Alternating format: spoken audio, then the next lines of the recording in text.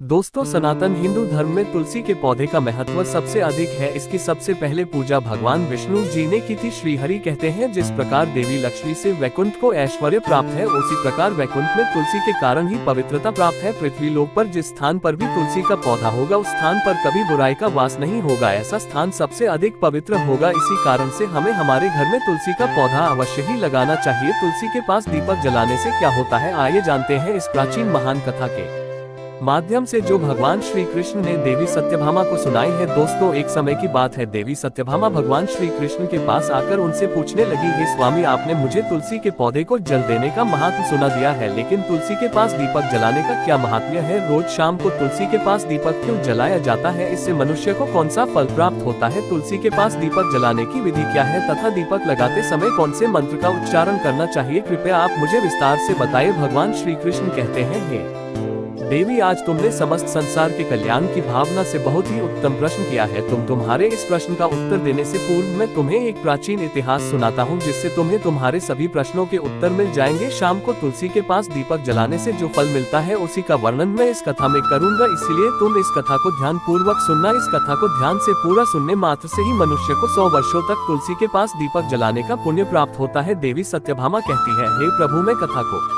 सुनने के लिए उत्सुक हूँ, कृपया आप इस कथा को मुझे सुनाएं। मैं इस कथा को ध्यान पूर्वक सुनूंगी। तब भगवान श्री कृष्ण देवी सत्यभामा को वह कथा सुनाने लगते हैं। हे देवी, पूर्व काल की बात है, दक्षिण दिशा में तुंगभद्रा नाम की एक बहुत बड़ी नदी है। उसी नदी के किनारे हरिहरपुर नाम का एक अत्यंत सुंदर नगर बसा हुआ है। उसी नगर में हरि दीक्षित नाम के एक ब्राह्मण निवास करते थे। वे अत्यंत गुणवान, चरित्रवान, धर्म कार्य करने वाले तथा वेदों के मार्ग पर चलने वाले थे। उन्होंने समस्त शास्त्रों का अध्ययन किया हुआ था। उसी ब्राह्मण की एक पत्नी थी, जिसे लोग दुराचार कहकर पुकारते थे, क्योंकि उसके कर्म ही उसके नाम के अनुसार थे। वह सदैव ही अपने पति को अपमानित करती थी, अपने पति के लिए कुवाचे कहती थी, पति को भयंकर दुख देती थी, पति के लिए कभी भोजन नहीं बनाती थी। उसने अपने पति के साथ कभी शयन नहीं किया, कभी उसके साथ प्रेम से व्यवहार नहीं किया। पति के मित्र और परिवार के लोग घर पर आते तो वह स्त्री उनको अपमानित करके भगा देती थी और स्वयं काम भाव से उन्मत्त होकर निरंतर अन्य व्यभिचारिणी स्त्रियों के साथ घूमती रहती थी। उसका मन पति को छोड़कर पराये पुरुषों में लगा रहता था। उसने कभी अपने पति से प्रेम पूर्वक बात नहीं की, किंतु पराये सुंदर पुरुषों के संग बैठकर बातें करती थी। पराया पुरुषों को मोहित करने के लिए सज धज कर गाँव में घूमने जाया करती थी। कभी वह वन में किसी वृक्ष के नीचे खड़ी रहकर सुंदर पुरुषों की राह देखती और किसी दुष्ट पुरुष को मोहित करके उसके संग भोग विलास किया करती थी। एक दिन हरि दीक्षित ने अपनी पत्नी से कहा, हे भद्रे, तुम्हारा यह आचरण उचित नहीं है। इस प्रकार से पाप करने पर तुम्हारा अहित ही होगा, इसलिए तुम अभी से ये सब बुरे काम करना छोड़ दो। तुम्हारे इस प्रकार के व्यवहार से मुझे बड़ा दुख हो रहा है। तब उस दुराचार स्त्री ने कहा, न जाने किस पाप के कारण मेरा तुझ जैसे भिखमंगे के साथ विवाह हुआ है। लगता है पिछले जन्म में मैंने पाप ही किए होंगे, इसी कारण से मुझे ऐसा गरीब पति मिला है। तू मेरी कोई भी इच्छा को पूर्ण नहीं कर सकता। मुझे विवशता के कारण तेरी इस झोपड़ी में रहना पड़ता है, भिक्षा मिलाया हुआ भोजन खाना पड़ता है। अब और अधिक मैं इस कष्ट को सहन नहीं करने वाली। किसी दिन मैं तुझे छोड़कर अवश्य चली जाऊंगी। तेरे साथ रहूंगी तो इस जन्म में भी मेरे द्वारा पापी होंगे, इसलिए अब मैं किसी अन्य धनवान पुरुष से विवाह करूंगी। हरि दीक्षित ने अपनी पत्नी से कहा, हे प्रिय, तुम इस प्रकार के अपशब्द न कहो। इस प्रकार से अपने पति को त्यागने का विचार मन से छोड़ दो। जो स्त्री अपने पति को त्याग कर पराये पुरुष के पास जाती है, उसका अहित ही होता है, उसे नरक में जाना पड़ता है। उस दुराचारी पत्नी ने कहा, नरक में तुम्हें जाना पड़ेगा, क्योंकि तुम कोई काम धंधा तो करते नहीं, भीख मांग कर खाते हो और मुझे भी झूठ खिलाते हो। पत्नी को दुखी और असंतुष्ट रखने वाला पति भी नरक में ही जाता है और तुम्हारा घर कोई नरक की सजा से कम नहीं है। तुम्हारे साथ इस घर में रहने से अच्छा है मैं नरक में जाकर रहूं। इस प्रकार उस हरि दीक्षित की पत्नी ने अनेक प्रकार के कटु वचनों से अपने पति का अनादर किया और उसे अपमानित किया। श्री कृष्ण कहते हैं, हे देवी, जो स्त्री अपने पति का अनादर करती है, जो अपने पति का अपमान करती है, उसके घर में दुर्भाग्य ही आता है। पति को छोड़कर पराये पुरुष के पास जाने वाली स्त्री को नरक में दंड अवश्य ही भोगना पड़ता है। अब आगे सुनो उस दुराचार स्त्री के साथ क्या होता है। एक दिन वह दुराचार स्त्री वन में जाकर एक वृक्ष के नीचे खड़ी हो गई। उसका चित्त काम से भरा हुआ था। वह किसी सुंदर कामी पुरुष की राह देख रही थी, किंतु बहुत समय बीतने के बाद भी उस स्थान पर कोई पुरुष नहीं आया, इसलिए वह अत्यंत दुखी हो गई और प्रियतम की खोज में इधर उधर देखने लगी। उस दिन उसका सारा परिश्रम व्यर्थ हो गया। वह वहाँ खड़ी होकर वह नाना प्रकार की बातें कहकर विलाप करने लगी, हाय हाय, आज तो इस मार्ग से कोई भी सुंदर पुरुष नहीं आया। अब मैं कैसे अपनी काम शांति करूँ? आज की रात कैसे बीतेगी? कौन मेरे इस सुंदर शरीर का उपभोग करेगा? मेरी जवानी और सुंदरता तो अकारण ही नष्ट हो रही है। है, कोई भी इस सुंदर शरीर को पाने की कामना नहीं करता। अब मैं कहाँ जाऊँ, कौन मुझे अपनाए, कौन मेरे साथ भोग विलास करेगा। मेरा पति तो मूर्ख है, किंतु अब ऐसा लगता है कि संसार ही मूर्ख पुरुषों से भरा पड़ा है। कोई भी इतनी सुंदर स्त्री को पाने की कामना नहीं कर रहा है। मैं तो इतनी सुंदर हूँ कि देवता भी मुझे पाने की इच्छा करेंगे, लेकिन ये संसार तो पापी और तुच्छ पुरुषों से भरा पड़ा है जो मुझ अप्सरा जैसी सुंदर स्त्री को दुर्लक्ष कर रहा है। ये भगवान, कोई सुंदर बलवान और पराक्रमी नर हो तो उसे मेरे पास भेजिए, चाहे वह मेरा भक्षण भी कर लेगा तो भी मैं प्रसन्नता से उसका आलिंगन कर लूंगी। भगवान श्री कृष्ण कहते हैं, हे देवी, इस प्रकार से वह स्त्री जोर जोर से विलाप करने लगी। उसी जंगल में एक भयानक बाघ निवास करता था। उस पापिनी स्त्री की आवाज सुनकर वह जाग गया और उछलकर उस स्त्री का भक्षण करने के लिए उसके पास आ गया। उस बाघ का नाम था ध्वंस। ध्वंस का रूप अत्यंत भयानक था। उसका शरीर काले और नारंगी धारियों से युक्त था जो जंगल की छाया में घुल मिल जाता था। उसकी आंखें अंगारे की तरह लाल थी जो अंधेरे में भी चमकती थी। उसके जबड़े से लंबे तीक्ष्ण दांत बाहर निकले हुए थे जो किसी भी जीव को चीरने के लिए पर्याप्त थे। उसकी यही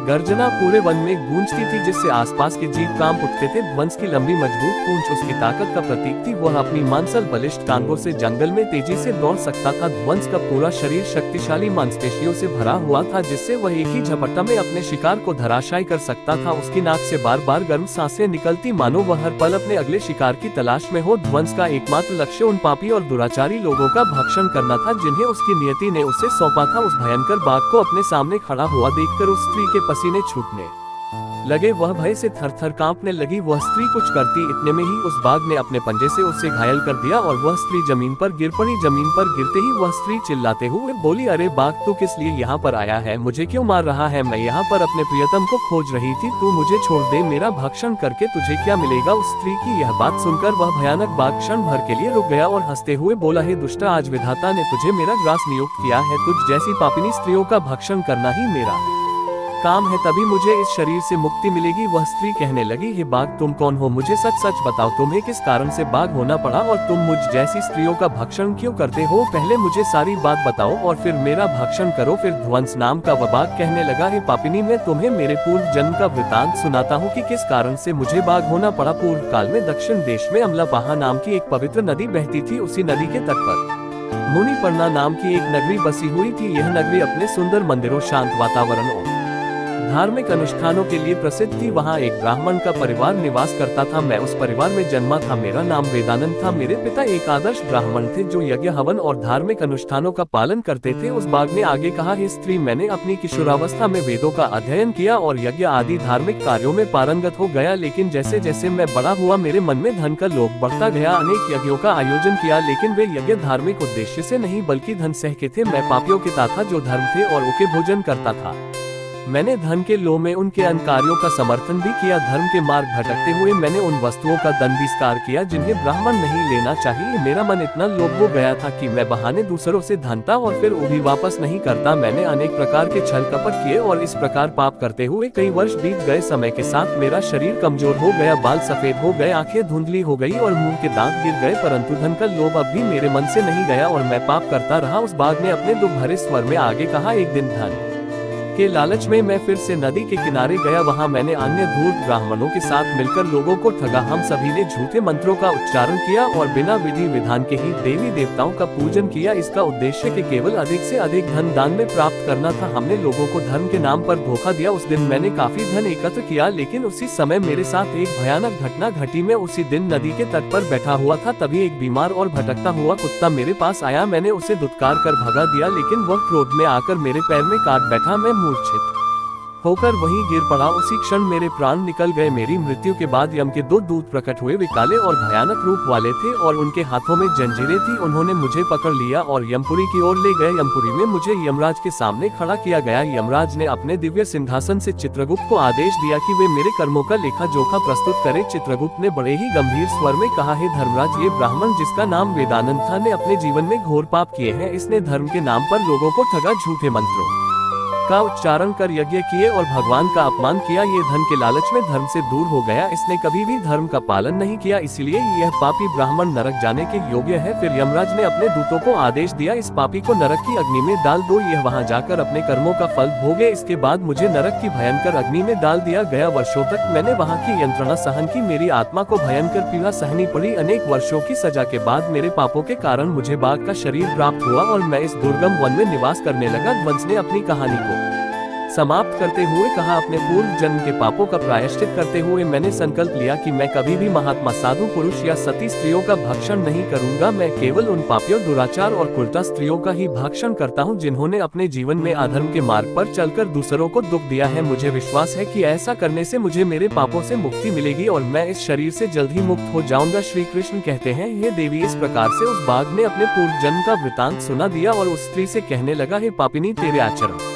से तू उल्टा दिखाई पड़ती है। अपने पति को छोड़कर तू इस वन में अन्य पुरुषों के साथ भोग विलास करने के लिए आई है, इसलिए आज तू मेरा ग्रास अवश्य बनेगी। इतना कहकर उस बाघ ने अपने तीक्ष्ण नखों से उस पापी स्त्री को मारकर उसे खा लिया और फिर वह बाघ उस स्थान से चला गया। उस स्त्री की मृत्यु के बाद उस स्थान पर यम के 2 दूत प्रकट हुए और उस पापिनी स्त्री को उठाकर संयमनीपुरी में ले गए। वहाँ पर उसे यमराज के सामने खड़ा किया गया। फिर चित्रगुप्त ने उस स्त्री का लेखा जोखा निकालते हुए यम से कहने लगे, हे धर्मराज, ये स्त्री तो अत्यंत पापिनी है, इसने घोर पाप किए हैं, इसने व्यभिचार किया है, इसने अपने पति की कभी सेवा नहीं की, अपने पति को भूलकर पराये पुरुषों के संग भोग विलास किया करती थी। उसके पापों को सुनकर यमराज अत्यंत क्रोधित हो गए और उन्होंने उस स्त्री को अग्नि से भरे हुए कुंडों में डालने का आदेश दिया। यमराज के आदेश को सुनकर वह स्त्री अत्यंत भयभीत हो गई और फिर वह दुराचार स्त्री यमराज से कहने लगी, हे धर्मराज, कृपया मुझे मेरे पापों के लिए क्षमा करें, मैंने ये अनजाने में पाप किए हैं, कृपया मुझे प्रायश्चित का अवसर प्रदान करें। यमराज कहते हैं, हे स्त्री, तुमने जो पाप किए हैं वे निंदनीय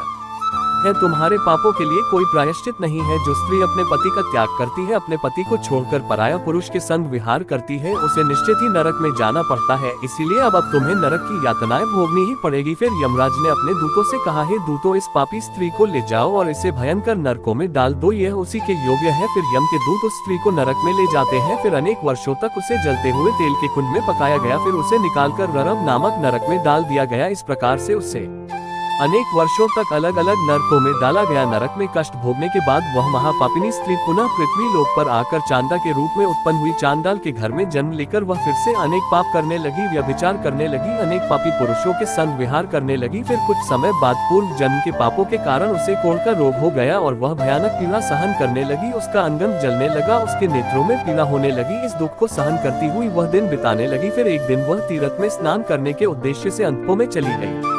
वहाँ पर वह एक आश्रम के बाहर निवास करने लगी। उस आश्रम में एक तुलसी का पौधा था। अन्य स्त्रियों को वहाँ पर तुलसी के पास दीपक जलाते हुए देखकर उस पापी स्त्री को बड़ा आश्चर्य हुआ। फिर एक दिन वहाँ पर निवास करने वाले एक साधु से उस स्त्री ने पूछा, हे साधु महाराज, ये कौन सा पौधा है और यह स्त्रियाँ इसके नीचे दीपक क्यों जला रही हैं? तब उस साधु ने कहा, हे कल्याणी, यह अत्यंत पवित्र तुलसी का पौधा है, इसके दर्शन करने मात्र से ही संकटों का नाश होता है। इस तुलसी को जल देने से देवी देवताओं की कृपा प्राप्त होती है तथा इस पवित्र पौधे के पास दीपक जलाने से समस्त पाप नष्ट होते हैं। उस साधु की बात सुनकर उस स्त्री को बड़ी प्रसन्नता हुई और उसने साधु से कहा, हे साधु महाराज, यदि कोई अत्यंत पापिनी स्त्री भी इसके पास दीपक जलाएगी तो उसके पाप नष्ट होंगे क्या? वह साधु कहते हैं, हे पुत्री, यह सत्य है, यदि किसी स्त्री ने घोर पाप भी किए हो तब भी उसके पाप नष्ट होते हैं। उसके सभी जन्मों के पाप भी तुलसी के पास दीपक जलाने से नष्ट होते हैं। किंतु हे पुत्री, तुम कौन हो और किस कारण से यह प्रश्न पूछ रही हो? वह स्त्री कहती है, हे साधु महाराज, मैं महापापिनी हूँ, मैंने व्यभिचार किया है तथा अनेक प्रकार के पाप किए हैं। मेरे पापों के कारण ही मेरी ऐसी दुर्दशा हुई है, कृपया मुझे पापों से मुक्ति का उपाय बताए। साधु कहते हैं, हे पुत्री, अब से तुम नित्य इस तुलसी के पास दीपक जलाओ, तुम्हारे समस्त पाप और दोष समाप्त हो जाएंगे। उस साधु की बात सुनकर उस पापी स्त्री ने भी वही किया, उसने तुलसी के पौधे के पास एक दीपक जला दिया। इस प्रकार से वह स्त्री नित्य उसी स्थान पर तुलसी के पास दीपक जलाने लगी। फिर एक दिन वह स्त्री शाम के समय तुलसी के पास दीपक जलाने लगी तो उसी समय उसकी हृदय फटने से उसकी मृत्यु हो गई और वह वहीं जमीन पर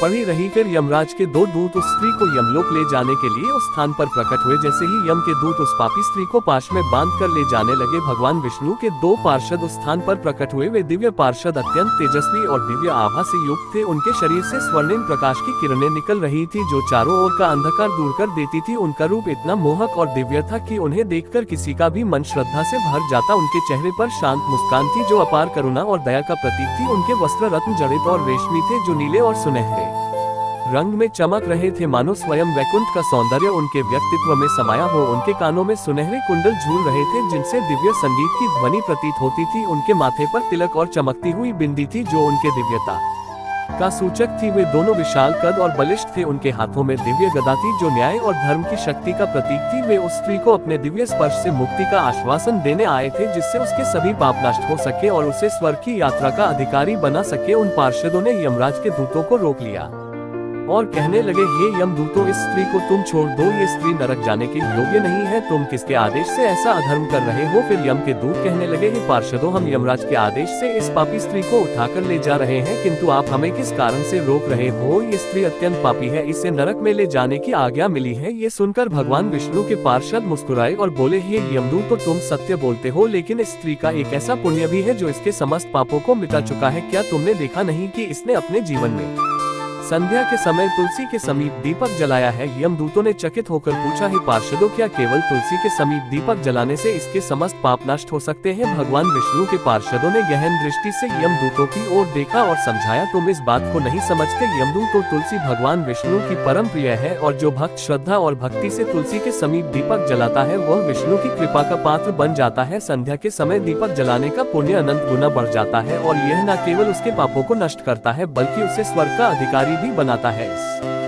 स्त्री ने सच्चे मन से तुलसी का पूजन किया और दीपक प्रज्वलित किया है, इसी कारण इसके सारे पाप जलकर राख हो चुके हैं। अब यह नरक जाने के योग्य नहीं है। यमदूतों ने अपने हाथ जोड़कर कहा, हे पार्षदों, आप सत्य कह रहे हैं, हमें इसके भक्ति के बारे में जानकारी नहीं थी। यदि यह भगवान विष्णु की प्रिय भक्त है तो इसे हम कैसे नरक ले जा सकते हैं? भगवान विष्णु के पार्षदों ने मधुर स्वर में कहा, इसलिए हे यमदूतों, अब तुम लौट जाओ। इस स्त्री ने तुलसी की सेवा की है, वह उस दीपक की रोशनी में अपने सारे पापों को भस्म कर चुकी है। अब इसे विष्णु लोक में ले जाया जाएगा जहां इसका स्वागत होगा। यह अब स्वर्ग की अधिकारी बन चुकी है। पार्षदों की बात सुनकर उन यमदूतों ने उस स्त्री को उसी स्थान पर छोड़ दिया और यमलोक लौट गए। वहां जाकर उन्होंने यमराज को सारा वृतांत सुना दिया। फिर भगवान विष्णु के पार्षद उस स्त्री को दिव्य विमान में बिठाकर स्वर्ग लोक ले गए। भगवान श्री कृष्ण कहते हैं, ये देवी सत्यभामा, इस प्रकार से तुलसी के पास केवल दीपक जलाने मात्र से ही मनुष्य के सभी पाप नष्ट हो जाते हैं। जो स्त्री नित्य शाम को तुलसी के पास दीपक जलाती है वह सौभाग्यशाली बनती है। उसके पूर्व जन्मों के सभी पाप नष्ट हो जाते हैं, उसे सुख समृद्धि की प्राप्ति होती है। रोज तुलसी के पास दीपक जलाते समय इस मंत्र का उच्चारण करना चाहिए, ओम तुलसी देव्य च विद्महे विष्णु प्रियाय च धीमहि तन्नो वृंदा प्रचोदयात्। श्री कृष्ण कहते हैं, हजारों अमृत के घड़ों से नहलाने पर भी श्रीहरि को उतनी तृप्ति नहीं होती जितनी वे मनुष्यों के द्वारा तुलसी का एक पत्ता चढ़ाने से प्राप्त करते हैं। 10,000 गोदान से जो फल प्राप्त होता है वही फल तुलसी पत्र के दान से पा लिया जाता है। जो मृत्यु के समय अपने मुख में तुलसी पत्र का जल पा जाता है वह संपूर्ण पापों से मुक्त होकर श्री कृष्ण के धाम जाता है। जब भक्त तुलसी के पास दीपक जलाता है तो उस प्रकाश में निहित ऊर्जा नकारात्मक शक्तियों को नष्ट करती है और सकारात्मकता का संचार करती है। यह आध्यात्मिक वातावरण को शुद्ध करता है और घर में देवताओं की कृपा को आकर्षित करता है। दीपक का प्रकाश अज्ञान के अंधकार को दूर करता है और ज्ञान की ज्योति को प्रज्वलित करता है। तुलसी के पास दीपक जलाने से मनुष्य के भीतर शुद्धता और पवित्रता का भाव उत्पन्न होता है जिससे उसकी भक्ति और ध्यान की शक्ति बढ़ती है। यह मान्यता है कि जब व्यक्ति तुलसी के पास दीपक जलाकर उसकी आरती करता है तो भगवान विष्णु का ध्यान अधिक सरलता से प्राप्त होता है। ये साधक के मन को स्थिर और शांति की ओर ले जाता है जिससे ध्यान में एकाग्रता बढ़ती है। तुलसी के पास दीपक जलाने का अनुष्ठान सूर्यास्त के समय करना अत्यंत शुभ माना जाता है। इस समय दीपक जलाकर तुलसी माता की आरती की जाती है और भगवान विष्णु का स्मरण किया जाता है। इसे करने से विशेष पुण्य प्राप्त होता है। प्रतिदिन संध्या समय में तुलसी के पास दीपक जलाते समय ओम नमो भगवते वासुदेवाय मंत्र का जाप करना चाहिए। यह मंत्र घर की नकारात्मकता को दूर करता है और भगवान